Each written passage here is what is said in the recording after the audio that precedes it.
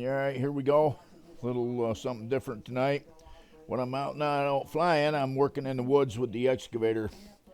I find it works so much better. We get a little wood, down, and I get it brushed out and brought up to the landing, and then when Matt's available, uh, we can uh, we can get it sawed up.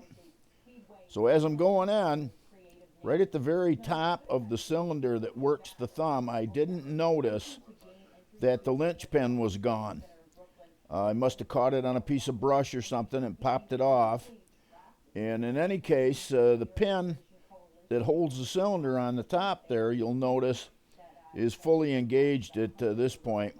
But as I work with it, it worked its way out, and I just paying attention to what was going on, I just didn't notice it until till we got into got to the end of the project here. Of course, we had to stop once we popped that cylinder loose. But anyway, down in there's a great big dead ash tree off to my right, and trying to build a road to it so that we can, because all we're taking out is the dead stuff, all the live trees. I mean, we do have to brush some of the stuff out for the road. This tree was down anyway, so it's not really a big concern. But getting the roadway down in there to be able to get that big ash stuff out of there. It's funny how that ash borer killed all of those ash trees. I mean, I've got so many dead ash trees on the property. It's amazing. We've been harvesting literally only the dead stuff, and of course trying to clean the woodlot up, get the road worked up, and we're pulling this brush out of the way, and we'll go back and then put the brush in the road. Gives you a good solid roadway to run the tractor on. And I mean, this is a dead stick too. You can see that was a pretty nice, good-sized tree. But you got all this brush in here, and you can't walk on it, and you can't drive on it. You gotta get it out of the way, and then once you get your roadway set, you can go ahead and you put the brush selectively back in the road, and just like Symmetrio on swamp loggers there, that's how they do it. Is they put the wood in the road, drive on it, and then gives you. But you can see there's a lot of dead stuff, down in here.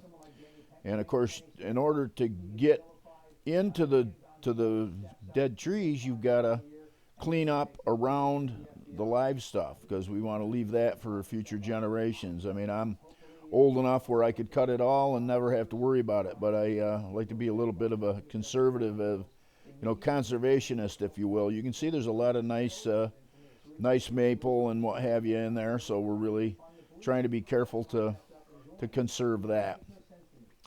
But just working along, and you could see these great big dead trees from outside the woodlot, so I was kind of just working my way down in here, and you can see it's pretty rugged. I mean, it would be very tough to walk in there without a machine to go ahead and bite this brush out of there.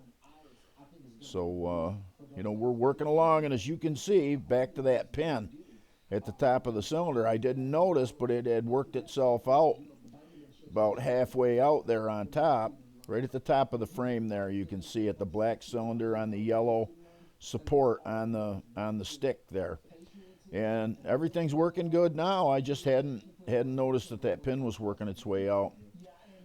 So we just keep pushing this brush down. I'm going to push this down where I can drive on it without it hanging up in the undercarriage. And we got off to our left. You can't see it in the frame, but there's another great big dead ash in there, and that's what I'm trying to do, is get down into this little clearing where you see the ferns to get to that tree.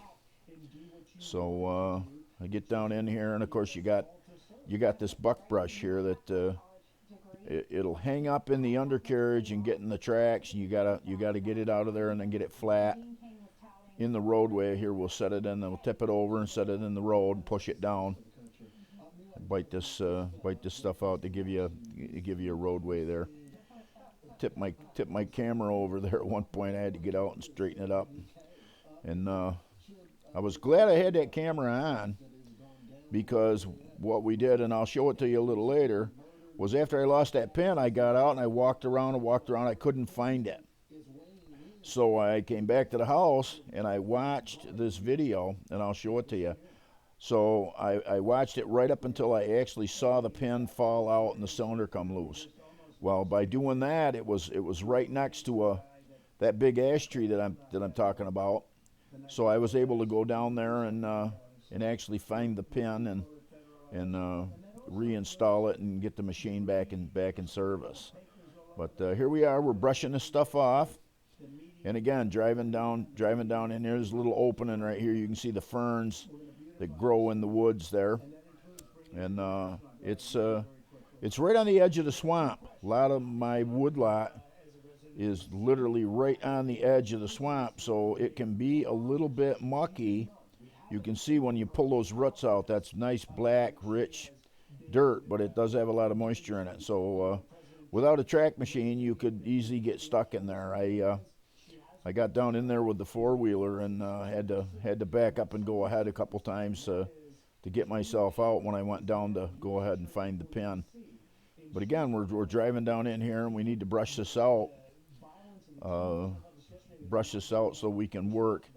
Got to have a place to drop the trees, the dead trees, and up so we can actually get them up on the land. And gonna have to, these big ones, we're gonna have to buck them into logs, because I got one on the outside there that I had the other day. It's too big for me. I mean, this is a pretty big machine.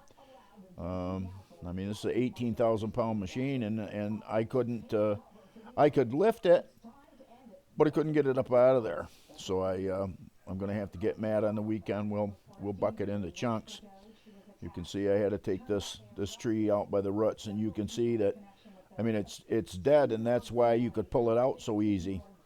A live tree, you would not be able to pull it out by the roots like that. It just they are rooted down in there pretty good, but these dead ones, it just breaks them right off. I mean, of course you can see we're moving it around.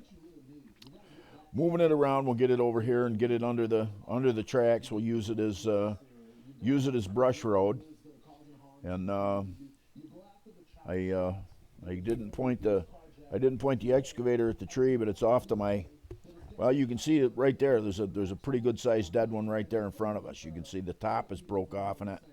We're gonna I'm trying to get over to that and then get the base cleared out enough so that Matt can walk in there easy with the machine. So here we are. We're coming back, and again biting this brush and selectively putting it in the road. You can see that road is pretty dark, pretty wet, and I haven't lost the pin yet. It's still hanging in on the top there, and I totally my fault that I didn't notice it. But this dead stuff, you can see I got a bite on it right there now. That makes pretty good brush road there. That stuff does. So here we are. Anyway, we're walking it down into the mud, and it gets you up on top, and you can travel with the machine pretty easy that way. So, but I lost the pin, and I said, well, you know what? We can't use it like that. I don't want to rip the hoses off. Let's just track up out of here. So that's what we did. We tracked up out of the woodlot, and got up on the landing, and I got out and inspected the situation there, and it wasn't until so there I am taking a look at it. I said, well, we got to find that pin. I went down and looked for it, couldn't find it. So I came back up to the house, and I got the video off the camera. You can see we got to have that pin in there for sure. So, but I got the video, and here it is, and I said, let me find where I've got the pin and where I don't. You can see that big dead tree. I'm trying to brush out around it, and there's that pin right there there the pin fell right out right there. So once it fell out, I knew where it was, I went down, and sure enough, there it was right on the ground. It was easy to find, and we picked it up, and we took it back out. And I went down. Scott had an extra linchpin. I went down and got it, and we put the tractor back in service, and we're ready to go for next weekend.